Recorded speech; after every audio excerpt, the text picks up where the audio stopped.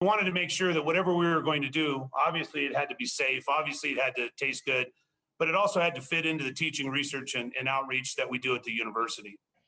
So we started on the development phase, and at the same time, Jordan, again, with a lot of foresight, got other folks involved. And he reached out to JBS, and JBS was very responsive. In fact, one of the members of their team, Al Byers, was extremely interested in this project. And so we've done a phenomenal job of getting it going with our team and our students here. Welcome to MeatsPad, a platform dedicated to sharing breakthrough knowledge that is accessible to the meats industry.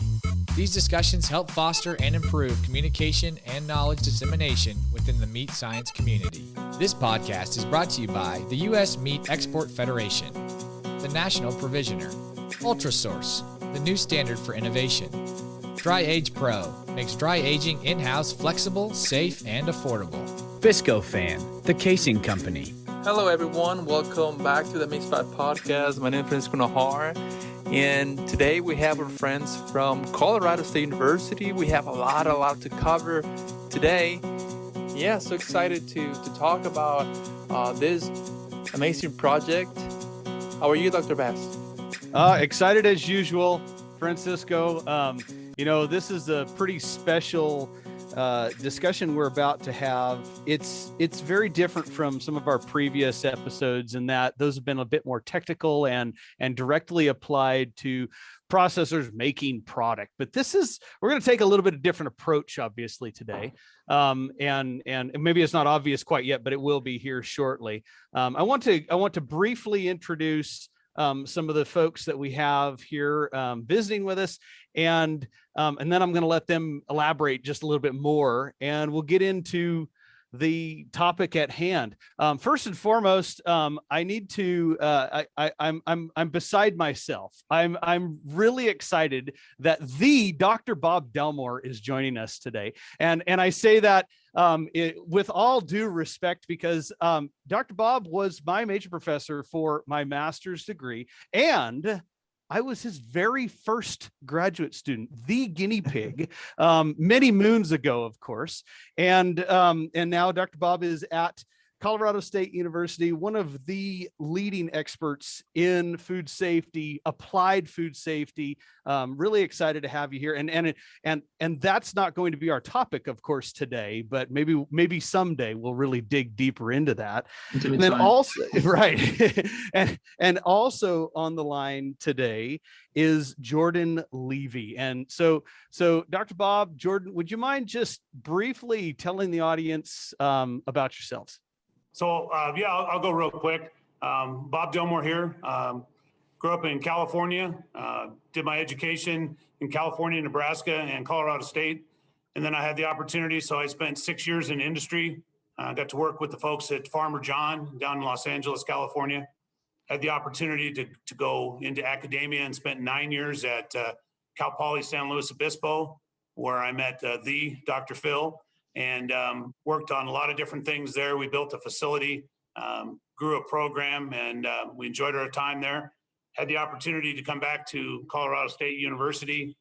Had the opportunity to build another facility that we've just opened. Work with a fantastic group up here. And then about a year and a half ago, I met Jordan, and we'll talk a little bit more about that topic. But we're working on this project and lots of others here. Jordan? Excellent. Thanks, Dr. Delmore. My name is Jordan Levi. I'm originally from Chicago. Went to Babson College, it's a business school out in Wellesley, Massachusetts. And my primary business is a company called Arcadia Asset Management. And we're a physical commodity hedge fund, if you will. In 2018, my group, along with our partners, purchased Five Rivers Cattle Feeding, which is the world's largest cattle feeding operation, with a one-time capacity hovering around 1 million head of cattle. Moved here from Oklahoma City, now in northern Colorado. In addition to my day job, my wife and I co-founded a program called Beef Sticks for BackPacks, which we'll discuss later today. And in addition to that, I volunteer my time during the fall semester at Colorado State, where I'm adjunct faculty. and teach a course called the Commodity Trading Experience. So that's how I had got to meet Dr. Delmore. And I'm excited to talk about what he and I are doing together as it relates to meats and what as it relates to philanthropy and business. Awesome. Thank you, Jordan, for sharing that. Now, could you please tell us a little bit about your background, maybe how you got into meat science, a little bit about your meat science background, and yeah, just tell us more about you. I didn't grow up in the livestock business or the meat business. I'm actually the son of an automobile dealer, and my passion was commodities trading. And as part of commodities trading, I wanted to learn the physical side of the business. And once I learned the physical side of the business, or got introduced to the physical side of the business, specifically live cattle production or cattle production, I call what we call the cattle bug. And became extremely interested in cattle production, and it became my newest passion. And so if I was able to combine my commodity trading with my livestock production, and continue to learn livestock production, I figured my career would be in a really great place and provide some kind of personal utility. With respect to meat science background, my meat science background is every Thursday going to visit Dr. Bob. And I hope he doesn't get annoyed with my questions because I didn't take his courses, but I tend to want to learn all aspects of this business. And Bob's been an excellent resource. And as Phil can attest, he's very easy to approach, and he's super easy to ask questions to and get straight answers. Well, and I'd love to just dive into the meat of the subject. And yes, that was a pun. And I've been practicing that all day to get ready for that question. But tell us a little bit more about the Beef Sticks for BackPacks program. What inspired this, and how did Colorado State get involved? And hopefully that's a question for both of you. Yeah, Bob, I'll start with the genesis of how this started, and you can explain how CSU got involved, if that works. Absolutely. So when my wife and I moved to Colorado following the acquisition of Five Rivers, we had thought about what can we do to give back to an industry that's been super good to us. And there was a program in Texas called Snack Pack for Kids. And Snack Pack for Kids provides these backpacks to students and children who are food insecure. So there are many students, and approximately 400,000 in our state of Colorado, that are food insecure. They get their only meals at school, both breakfast and lunch. And then on the weekends, there's this gap. And that gap is fulfilled by a backpack program. And so when we went to the Texas program, we noticed that the feature was this beef stick. It's sponsored by the beef industry. It was high protein, high quality. And I looked at my wife and I said, the cattle business has been good to us. We just moved to a new community. How can we make an additional impact? And she said, well, why don't we try to imitate or emulate just the beef stick portion of that backpack program in Texas? And so we worked real hard with the Texas program to understand what they're doing. And then we approached CSU and said, hey, you are one of the premier meat science departments in the United States and probably the world.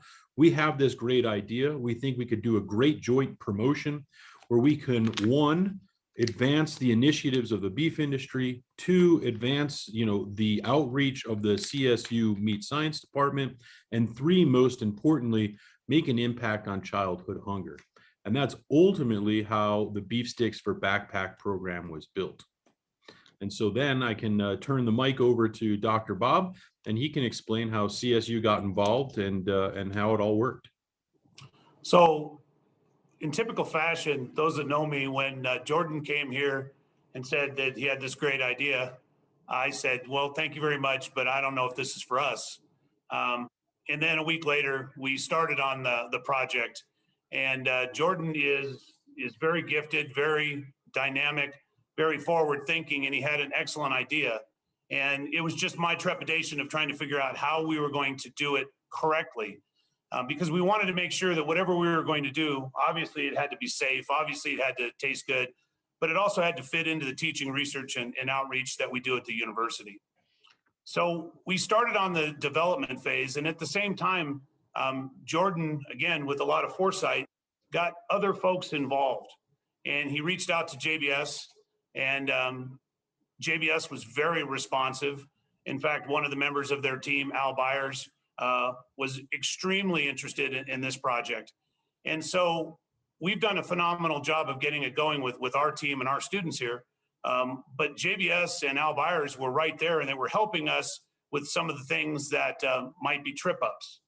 So we did the development work. Our crew put together a really nice formula. And then we started to look at some of the equipment needs. Originally, Jordan, and he'll dispute this with me, but originally he said, we'd like to do 1,000 a week. And then the number quickly changed to 5,000 a week. Then it went to 7,500 sticks. And now we produce 12,000 sticks a week, and we're going to 15,000 sticks a week in the fall. So when we started this, those that are familiar with university meat labs, packaging equipment typically is not much more extensive than a single vacuum machine, a double chamber vacuum machine. And in our small ready-to-eat room, we had a single chamber vacuum machine. We had good ovens. We had an okay stuffing system. And so we started making sticks, and we could quickly see that the backlog was going to be in packaging. We worked with lots of different suppliers. They helped with casing needs. They helped with ingredients. They helped with manufacturing. I mean, obviously we're good at manufacturing, but when you're manufacturing something that's for delivery each week, needs to be a net weight item each week, needs to have a robust shelf life, needs to taste good, look good, have all the label information correctly on there. Different folks stepped up. Meyer Natural was very helpful in getting both raw material and also helping us with labeling. And then a variety of people started to jump in on the project with equipment. We were working with our students. We were working with, at that point, our meat lab manager part-time. Then our meat lab manager had another opportunity. And so Lynn Delmore jumped in on this. A bunch of other folks jumped in, and we started making sticks regularly and delivering sticks each week to the different folks that need these programs. We could spend an hour and a half just talking about the food insecurity issue. I was a neophyte in that. I'm still very inexperienced in that. Suffice it to say, we were at the facility this weekend packing some bags with coincidence. And we had the whole department there, and the amount of bags that we had to pack, which was just one day for 1 week in one backpack program in Colorado, is amazing and depressing at the same time. So the food insecurity issue is real. Jordan identified that the bags that the folks put together are great, but typically they're a little more heavy in the carbohydrates, and they lack a little bit in the protein because the protein is expensive. And I do want to talk a little bit about that maybe later on. Jordan was smart in reaching out to folks that have raw materials. And we can talk a little bit about how we price this and how we make this, but we make and produce now each week 12,000 individual sticks for programs throughout the state of Colorado. And I think we have a little piece of Wyoming that we're doing, and we'll expand from the 12,000 that we're doing right now to 15,000 in the fall. And the last thing that I'll say is we recognize that 15,000 sticks is about, I don't know, probably 6 minutes at a big plant that does this day in and day out, but we're doing it in a small production facility with students. So the students are our team members that are working in the plant. They have oversight from myself and some other folks, but the students are doing this. And that's something that we're going to expand going forward. We could talk about that from a curriculum standpoint. We want to see where we can use this model as part of our curriculum. And we apply you for that. I'm sure a lot of folks that are listening to this podcast domestically in the States, but also internationally. I'm sure everyone just getting to know more about this project is going to help everyone in the long run. And then the next question for you, how does this project operate? I know you're telling us that you said you get donations from other people, from organizations, but at some point it needs to make money. I know maybe, you have to pay students in the lab. Sure. Great question, Francisco. And so, like many things I do, I say, if I build it, it will come. And so Bob came and he helped us. But ultimately, we set up a 501c3 charity And we got some real great help from the Beef Checkoff of Colorado, who helped fund our initial efforts, if you will, in terms of creating marketing and videos and visuals. And then from there, Five Rivers stepped up pretty good. My personal company, Arcadia Asset Management, stepped up. And once we took the lead, we saw our peers in the livestock industry really come together. And so we've raised the bulk of our money has come from either the livestock business or ancillary businesses around the livestock production chain. And to us, that's what's super exciting. I think when you look at the program, one of the reasons we chose, beef sticks, or one of the reasons we wanted to do this, is that livestock producers, people in the ag community, are excellent at giving. They're really bad about telling people that they gave. And so that's part of the reason we're in this mess, is people just think we're a bunch of guys that wear cowboy hats and take everything off the land and never give back. But that's not the truth. And so part of the motivation is to get everybody to say, look at the great things we're doing for kids in Colorado, and look at the impact that we're having on the kids in Colorado. So that allows for the sustainability of donations and allows us to produce beef sticks. Second thing is, look, we have a lot of producers in our backyard, and we're able to capitalize, if you will, on their generosity. And, look, our product is primal cuts. It just happens to be bench trimmings. And so we do provide a high quality product, but it's bench trimmings. And, there's not a huge market for bench trimmings, and it's not a high cost product. So we're pretty excited about what we've got going into the product. The next thing is where we combine business with academics. And so we learned so much from Bob about food safety, about quality, about consistency. And I think in turn, we helped him learn about scale, about, utilization of newer or equipment that was given to him, as opposed to some of the equipment that was worn out. And so, we've been trying to drive costs down, and just like we try to do driving costs down at the feedlot or driving costs down at the packing plant. And so, we have taken our product through scale, through donations, through tweaking, through meat science. We've taken that cost down about 60-70% from when we first started. And I think that speaks huge volumes to what Bob can teach at the university and what we can give back to the university for allowing us to do this incredible program there. I think Jordan is summed it up. I'll add just a couple of points. The folks at JBS, again, lots of people with the companies were very interested in participating. So we had JBS controllers, industrial engineers come over at different times. They helped us build a cost plus model that we follow. I mentioned my friend Al Byers. We'll make sure Al gets a copy of this, because Al is transitioning in different jobs, and Al is an old school, hard-nosed meat plant guy. And so Al will text me or call me in the middle of the night, wanting to know, where we are on this issue, how are we doing on this, when is this new piece of equipment coming? And I joke that he's, transitioning, and so I'm his plant employee. But Al has done a good job of reminding us what we need to do. And so we're on a cost plus model. In fact, we have a meeting Friday looking at our costs. Yes, there has to be, it has to be economical to go forward and do, whether this was being done in a company or at a university. So the group, we're not in the business to get rich on this. It needs to fit in our teaching model. If there's a little bit of excess revenue at the end of the day to help us fix equipment that we break. And again, those that are listening that work with small universities, our large universities know we break things all the time. So if there's a few dollars to cover that, we do cover our costs, obviously, with the students.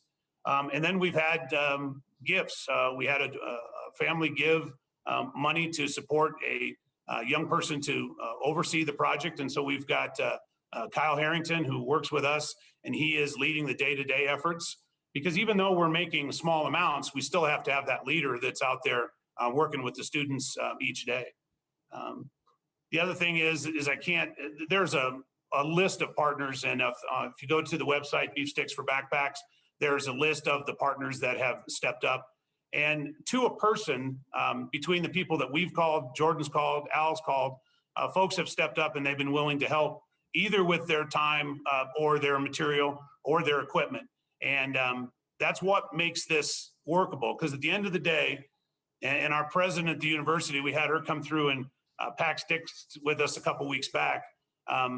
This is all about feeding kids. And so this isn't, at the end of the day, this isn't about Bob's ego or Jordan's ego. This is about, we're delivering protein to kids who need it. Kids aren't in any position to be debating about whether they're working hard enough or whether they should be getting benefits. That's not the case. These are kids that between, on the weekend, sometimes maybe the only food they're going to get is whatever's between the back of the quick store and the front of the quick store. And that's not right. And so the group that puts these sticks together, they do a great job, and we're happy to, work with Jordan's, efforts in his charity and the other charities to get this protein out there. I think when you look at the pillars, this is what makes it so awesome, is that you've got, us livestock guys or cattle feeders are the ones really helping raise the money. And then you've got the technical expertise from the packers that are involved with us, specifically Meyer and JBS. And then you have the incredible expertise of what they're doing at CSU, and it just works. Everybody can focus on their core competencies to achieve that common goal, which Bob outlined, which is to feed kids. Gosh, yeah, and emphasize your strengths and the strengths of the members of the team. This is just an amazing model and a great example of how, if you do use the strengths of the team, you can go an awful long way with maybe a lot fewer inputs as far as overall dollars. You're finding that economy, that efficiencies to make this really powerful movement sustainable. And I want to touch a little bit on the beef sticks themselves. And Dr. Bob, maybe you can elaborate a little bit more. And you kind of mentioned this, but the nutritional value of having animal protein in the diet, especially in a growing body, young kids, is immense. And just getting calories in, yes, I mean, sometimes that's just what we need to do at a food bank. We need to get just sustenance. But to help the growing body thrive, having that animal protein in their diet is absolutely critical. Dr. Bob, can you elaborate a little bit on that? Absolutely. Jordan, one of the things when he was doing his first investigation is, people were very excited when he told them that, hey, we've got the opportunity to deliver the beef stick. The goal is to get 2 beef sticks in each bag for the weekend. And so he quickly reached out to the industry, and the raw material, I can't overemphasize, we don't talk about this in a podcast that's not related to meat science, but the bench trimming raw material is a frozen raw material that's in a box.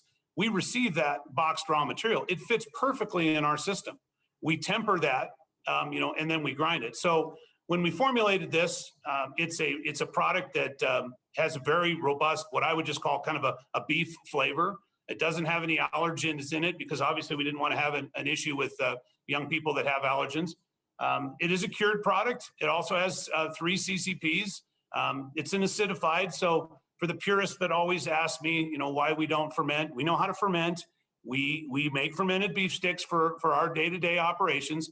But when we're working with newer groups of people each week and students, because we do have a lot of turnover with young people and students graduating. So we acidify the product. It's fully cooked. Obviously, it needs to be fully cooked with the raw material that we're using. And then it's dried. So that beef sticks is a 1 ounce product. We could have another conversation. I spent time in industry, so I understand net weight items, but in academia, net weight items is not something we spend a lot of time with. So it's a net weight item. It's packed in a roll stock machine, and those folks they stepped right out. Multivac said, yeah. We'll give you the smallest machine because you can't keep up with our smallest machine. And we said, we understand that. And so we put that machine in. We started up with that. And so, that product goes out each week. We've got a modest shelf life on it. We're running an extended shelf life project this summer, but we've got a modest 6 months because quite frankly, we make the product, we deliver the product, the kids consume the product. At first I thought Jordan and his friends were kind of, blowing smoke. But the stories I've heard from many people is the kids will reach into the bag and they'll pull these out. if you look at the labeling, and I apologize, we didn't get them to you ahead of time, but we'll get you the sticks. If you look at the labeling, it doesn't look like government cheese, and no disrespect to government cheese in the early days. And I appreciate what the government has done, but it doesn't look like something that they're eating that's wrong. It doesn't look like a donation. It's got really high quality graphics on it. Obviously it's compliant with everything related to USDA FSIS. And so, the kids eat it, they like it. We watch the fat content a little bit, mostly because, again, of the target audience that we have. We didn't want it to be, too greasy. We need to come in at a price point, but we want the palatability, high. We want them to enjoy it. Few thoughts. Well, it's interesting because I just learned something again, right? I didn't understand why we use citric acid. And so right on this podcast, I'm learning more about meat science, and I'm learning more from Dr. Bob. And what amazes me is this looked like such an easy thing to do. And I said, Bob, how hard is it to make a beef stick? You guys sell them at your store? Just make the beef stick and we'll get a label and we'll go. And then, as we got our partners, and we had Dr. John Skanga from Meyer, he's like, no, we got to get it registered with the USDA. I said, well, how hard can that be? And then we had to get some kind of bug, and then a USDA person needs to be, and by bug, I mean a USDA label bug. Right. And then we got to have a USDA person there because it's a USDA facility. And if that person leaves, we can't do anything. And I said to Bob, come on, let's just make sticks. And he's like, well, the bottleneck is the vacuum sealer. I said, come on, Bob. You mean to tell me you can't do 1,000 sticks in a day? He says, come on and volunteer. Next thing you know, I'm 8 hours in there, and it's we got 300 or 400. And then I finally saw the light. And so, as a non-meathead, this looks like a really simple project. And now that we've got it going, it's more simple. But, it's just interesting to see the continued learning. And as people in academia, I think you can really appreciate that. Well, and look at all of those learning opportunities, and Jordan, I mean, the fact that we're sharing amongst ourselves here information and gleaning new information beyond just the listeners that are out there. That's pretty cool. But look at I mean, I was writing down all of the teaching opportunities that the students are benefiting from, right? It just flat out meat processing. Okay. And that is a semester or two long bit of information in its own right, but applied. And these students are going to be able to go out and get involved in the meat industry with that experience. The teamwork, the productivity, the handling, food safety. Oh my gosh, is so critical, regardless of the audience, but your focus is on children here. And so it's just that much more important to maintain the utmost food safety, the nutritional value, the shelf life, because these are going in backpacks, not refrigerated environments. And so so many other facets that go into maintaining the quality of it. And then all the way down to the labeling and marketing. I mean, that was beyond anything that I thought we were going to discuss today. But if the kids don't want to eat it, it doesn't matter. And if they're not willing to open the package or even look at it, it doesn't matter. And I'm saying this because I have so much passion for feeding the youth, feeding everyone in this country for that matter. There's no reason for people to go hungry in this country, but it is a reality.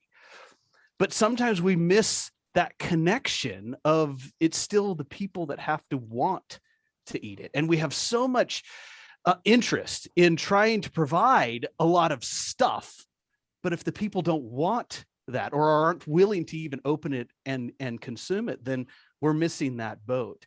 And I need to make one more point to the audience that's out there listening, especially because we have a lot of medium to small processors out there listening, is that, there's a lot of discussion about plant-based protein. You can get a lot of protein from a lot of different sources. Animal source protein, however, actually has all of the building blocks that the body needs and is absolutely critical to a growing body. Many of us could still eat a bean patty and we'll be full and we'll be happy and we're probably going to survive just fine. But for those who are food insecure and who maybe have a very high carbohydrate intake, but a low protein intake, their bodies are not going to grow appropriately. And it's going to be a very long-term reality effect on those bodies. And so the movement that you guys have started is so powerful. And the changes you're making in the lives of these young folks is unbelievable. So I really thank you for that. Thank you, Phil. Absolutely. Appreciate it, Phil. We're almost getting to the end of this podcast, and we have a lot to talk. And I hope that we can have Dr. Delmore back on the MeatsPad podcast later this year to talk more about meat science. For those folks that are listening, they're in other countries, have you guys looked at a different form, let's say another meat product? If so, if you guys have some thoughts on that for other communities, I know you're focusing a lot in the state of Colorado, and a follow-up with that would be, have you guys thought about, I don't know, down the road, scaling it up to help feeding maybe other kids, maybe in Africa or some countries that have this food security issue? So it's a good question, Francisco. Yep. I think if I could, I'll give you kind of our big picture. The first and most important thing is, from an academic perspective, Dr. Bob is going to teach us at CSU a beef stick or snack stick class. And so what we're going to do is not only train people how to make an incredible program or product, but we're also going to give them awareness of how many people are hungry in their own backyard and in the backyards that they came from. And as you know, we have a large international population at CSU, and we have a diverse background, if you will, of where and what states those students come from. And so we're not only teaching them to make the stick, but we're teaching them to be conscious and to be really good citizens of their communities. And so that dual teaching should translate into a couple of things. The first thing is that we need to make this to be quote unquote sustainable. And how do we do that? We start to sell the product. And so we're going to have a commercial kind of version of the beef stick where you buy one, give one. So if I sell one for $2, you'll give one, free to the charity, and that will go into the backpack programs. Beyond that, I envision the program either co-packing for other states or other livestock communities that want to emulate or imitate this operation, or those students that will graduate from Dr. Bob's class will be able to begin or start their own programs throughout the country or throughout the world. And so, our initial focus is in our own backyard. Once we solve the 400,000, then we're going to move on to new communities. And that means Dr. Bob will have to budget for a bigger facility. We've been asked a lot about that and about the where we grow out of it. And we're not there today. We are having discussions about it. At some point, we will exceed what is reasonable at the university. That's not for a while. There's a couple of different models and some things. We're talking to some folks. One of the reasons that we started making it is there wasn't a lot of opportunity close and in the state that were interested in doing that. Obviously, there's co-packers all across the country. The other thing is that, it's obviously about feeding kids, but I think Jordan's right. The service teaching model that a friend of mine is teaching me about, I think it's something that we need to do a better job of here, and I think this fits it well. There's lots of programs. Our friends at Hormel have done a phenomenal job with the SPAMI program. That's a big program where they're making shelf-stable items, and they're making sure that those shelf-stable items are able to get into programs across the world. They were designed in such a way that that they would not be taken from women and children, by nefarious means. And so it's a very well designed program. The beef stick one is interesting because again, I go back to the raw material. The raw material is something that we can draw from each week. We get it in monthly, but it's nice because it fits a small manufacturing. We're not having to worry about combo bins, which is important for our day-to-day operation, but fits the batching style that we do. So we're excited about where it's going. We are very excited about being able to sell them to support the charity. I mean, at the end of the day, we will sell those in our store along with other folks. We've got a caddy that just got approved. We can do another podcast on USDA labeling. No disrespect to our friends, but we all know it can be complicated. So we've got a caddy that we're going to start packing, which is going to serve nice because we let Jordan come in and we dressed him out and taught him how to function in a ready-to-eat environment, because we make all these in our ready-to-eat room. But volunteering in meat manufacturing, and even in a small scale, isn't the best. But we have a lot of volunteers. Jordan has a lot of folks that want to volunteer. So one of the things that they'll do is they'll come in and they'll pack the caddies, and then we'll sell the caddies. And I think the caddies will sell very well. We've had a lot of interest about people buying the stick, and then that'll continue to generate to generate the money so that we can deliver those sticks each week. We've not missed a week, and I think we've exceeded now 250,000. Is that correct?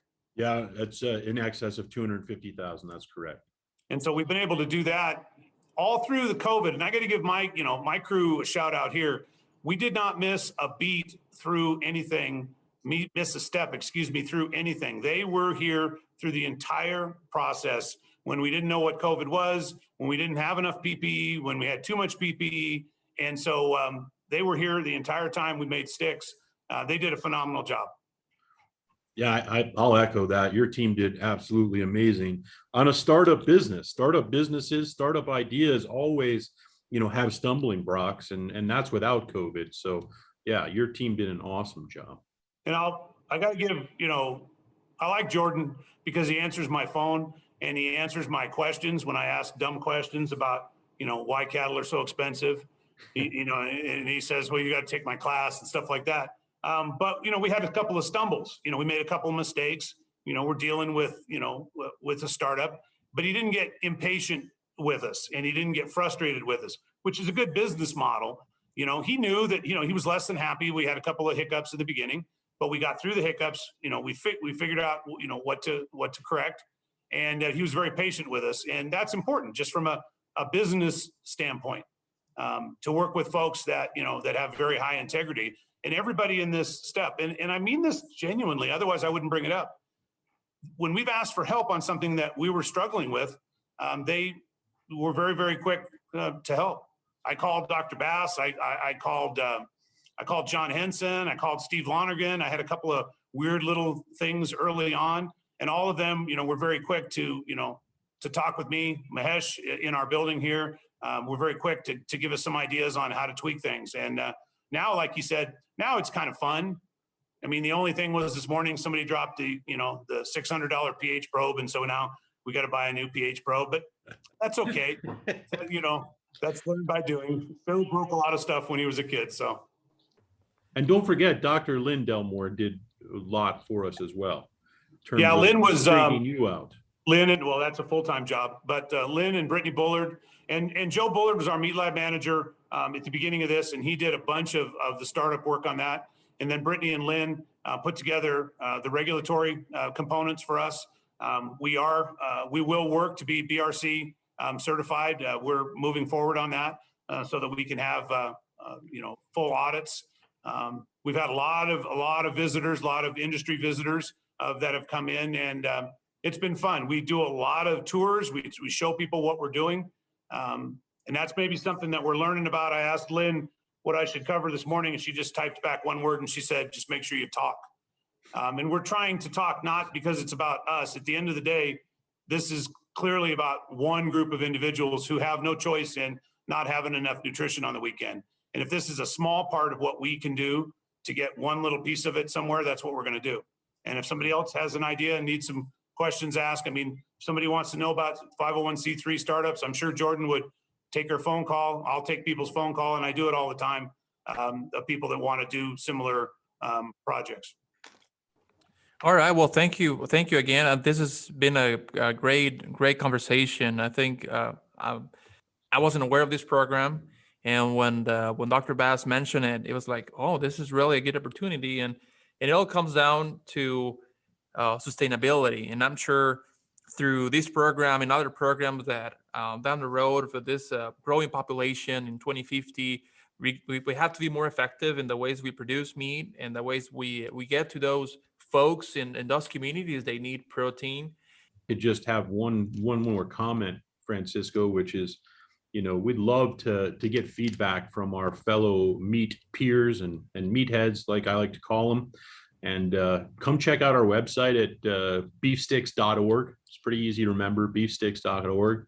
If you got any ideas, look, we're not too proud to take them. At the end of the day, we are trying to feed kids. So we're open to ideas. We're open to suggestions. You want to donate, we won't say no to your money or your time. And it'd be really cool to hear from as many of you as that want to reach out. Absolutely. We'll make sure that we put that website on the program and give you guys information on the description of the podcast episode. Again, thank you a lot for your time. Thank you a lot for what you're doing, supporting the community, helping and supporting those kids that are food insecure. Thank you a lot for everything, and hope to see you soon sometime. Thanks for giving us the platform, Francisco. I'm really excited to hear the podcast, and we'll send Phil a balloon, and that maybe we'll get to him, and we'll thank him for his time. And Dr. Bob, as always, thank you. Thank you, folks. I appreciate the opportunity. That we end this episode. Thank you a lot for listening. If you'd like to receive notifications on the new releases and the new episodes, please subscribe at www.meatspad.com. If you're a small and mid-sized meat processor and you have concerns or questions about a certain topic related to meat science and meat processing, please email us at info@meatspad.com. Thank you, and see you the next time.